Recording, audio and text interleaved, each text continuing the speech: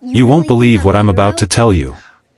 Imagine walking past someone on the street, sitting next to them on a bus, or even working beside them every single day, yet never realizing that person once filled stadiums with their voice, once had the world chanting their name. That person was me. And tonight, I'm finally ready to share the truth.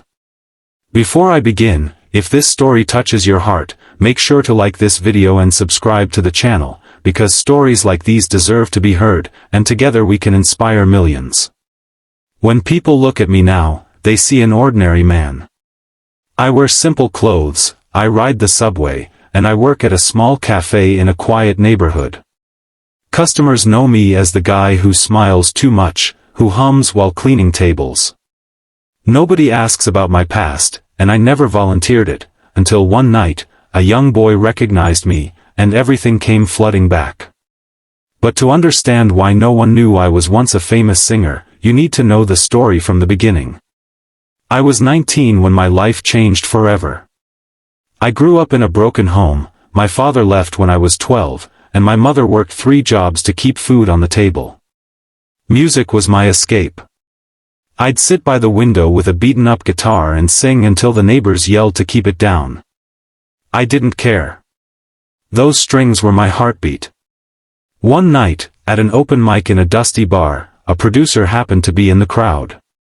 He liked my voice, handed me his card, and said, "Kid, you've got something the world needs to hear." What followed was a whirlwind. Recording studios, tours, flashing cameras, I went from sleeping on a couch to living in hotels I couldn't pronounce. My song started climbing charts, and before I knew it, arenas were chanting my lyrics back to me. It felt like a dream, until it didn't. Success is heavy when you're young. Everyone wanted a piece of me, record labels, managers, strangers I thought were friends. My phone never stopped buzzing, but my soul felt quieter and quieter. The fame that once felt like love slowly turned into a cage. I couldn't go to the grocery store without cameras. I couldn't walk in the park without disguising myself. And worst of all, my mother, the one person who kept me grounded, fell ill. I begged my manager to give me time off, but he said, "Your fans come first. The world doesn't wait." And like a fool, I listened. I went on tour instead of being at her side. By the time I flew back, it was too late. She was gone. That broke me. I lost my voice, not physically, but inside. Singing hurt because every lyric reminded me of the person I couldn't sing to anymore.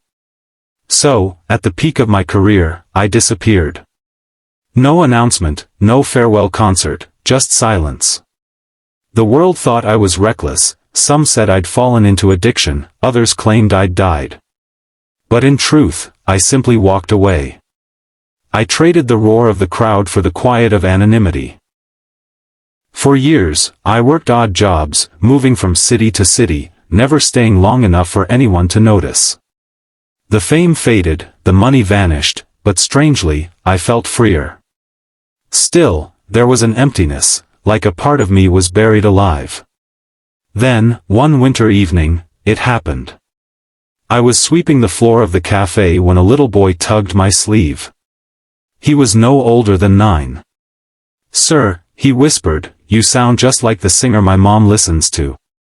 His name was, he paused, unsure if he should finish. But I knew. He was talking about me. His mom came over, embarrassed, and apologized, but the boy begged me to sing just one line. Something inside me cracked open. I picked up the cafe's old guitar and strummed a chord. My voice shook, but it was there. The boy's eyes widened, and soon the cafe grew silent. Strangers put down their cups, phones stopped buzzing, and for the first time in years, I sang, not for fame, not for money, but for connection. That night, I remembered why I started in the first place. Music wasn't about charts or cameras, it was about healing, about telling the stories people are too afraid to speak. And in that tiny cafe, with maybe 20 people listening, I felt more alive than I ever did in front of 50,000. The boy's mother recorded it. Within days, the video went viral. People were shocked. "He's alive," they wrote. Old fans resurfaced, crying in the comments. But this time, I wasn't chasing stages or flashing lights. I began performing again, small shows in community centers, hospitals, even street corners. Places where people needed hope the most. My voice became a bridge between who I was and who I am. And here's the truth I want to leave you with: you don't need millions of people to validate your worth. Sometimes touching just one heart is enough. Fame is fleeting, but purpose, that lasts forever. So yes, no one knew I was a famous singer. But now, I want you to know me not for the arenas I filled, but for the lives I touch in the quiet corners of the world.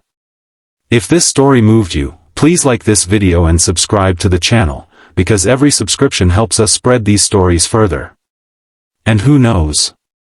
Maybe one day, your story will inspire someone else too.